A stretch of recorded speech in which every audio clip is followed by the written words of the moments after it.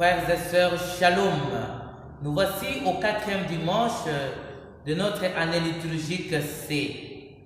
Frères et sœurs, ce dimanche nous présente une belle épisode de la vie de Jésus. Belle, pas parce que les choses sont bonnes, mais parce que les choses deviennent de plus en plus difficiles et pires.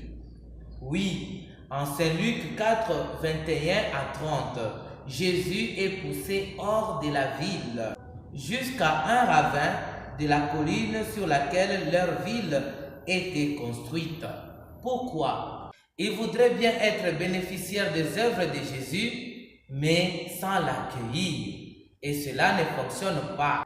Oui, frères et sœurs, parmi les grandes tentations de l'homme, il y a celle qui consiste à penser que le fait de se familiariser avec la parole de Dieu, la paroisse, être présent dans toutes les célébrations, participer et contribuer à la construction de certains bâtiments de la paroisse, octroie directement le droit du royaume des cieux. Il n'en est pas ainsi. Jésus est venu sauver tout le monde.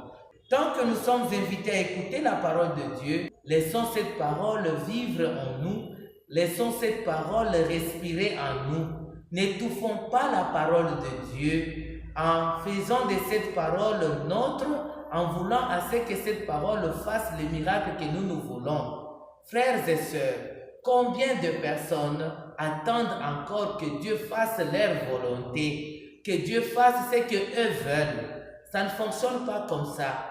Dieu fait ce qui est bien pour lui.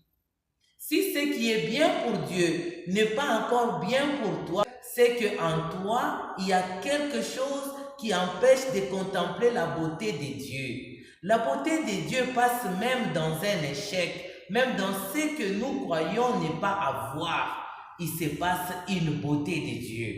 C'est pour cela, frères et sœurs, quel que soit le degré de ta souffrance, sache que cette souffrance-là fait partie de la beauté de ta vie.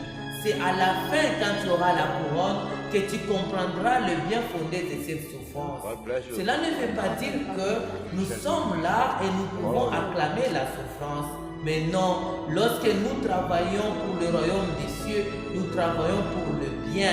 Et lorsque le mal arrive et la souffrance arrive, indépendamment de notre volonté, nous ne pouvons pas nous casser en 1000 morceaux, nous ne pouvons que nous abandonner dans le Seigneur en disant « Merci Seigneur, j'ai fait ce que je pouvais faire, voilà, tu as voulu autrement. » Frères et sœurs dans le Christ, que chacun de nous puisse encore revisiter son cœur.